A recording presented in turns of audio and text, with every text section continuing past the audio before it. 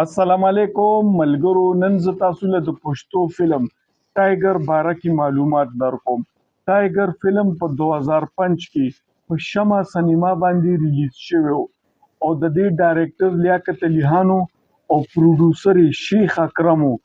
دا د پښتو انډستری واحد فلم دی چې د دې ټول ریکارډینګ په دوبۍ کې شوی دی. هاي بجټ فلم او ټول ریکارډینګ کې دوبۍ کې شوی دی او یو غانه واحد داسې و چې هغه غانه په جمیرا بیچ کې شوټ شوی دی. جمیرا بیچ نن څو کاله مخکې 2000 درهم د یو کس انټری چارج دی. ډېر غټ ریسک پروډوسر او ډایرکټر هشته او دا فلم سوپر ډوپر هټ شوی او د دې په کاست کې جهانگیر خان، ارباز خان، سحر خان او سدرا نور وا او ډېر زبردست میوزیک او ډېر زیات خلکو خوښ کړی وی.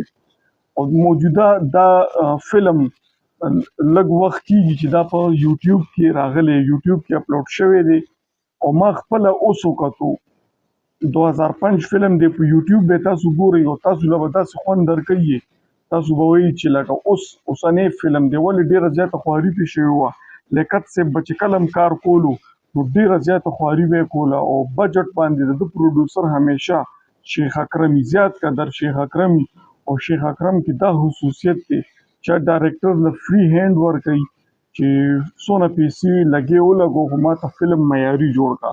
نو دا د 2005 فلم دی، د شمع سینما او سوپر ډوپر هټ شوی او دا ټول ریکارډینګ په دوبۍ کې شوی دی. نو تاسو وګورئ دا فلم په یوټیوب کې. کاست هم برابر دی او سټوري ډېره ښه شته ده او لوکیشنو باندې خو حد کړی. امید دی چې دا فلم به ستاسو هم ډېر خوښ شي. د دې فلم نه پس بیا یو پروډوسر دا همت ونه کړی شو چې دوبۍ ته تللی. دا د شیخ اکرم ته دې کریډټ ځي او موجوده ټیم کې تللی هم نشي. موجوده ټیم کې خو یې اکټرانو ته پیسې نشي برابرولی چې څوک 6 لاک غواړي دی ورته په 1 لک کار وکړه، که څوک 1 لک لري ورته په 10,000 کار وکړه. ایو سنهري دور وي، سینماګانې ډېرې زیاتې وي. اوس خو سینماګانې ورانې شوي دي.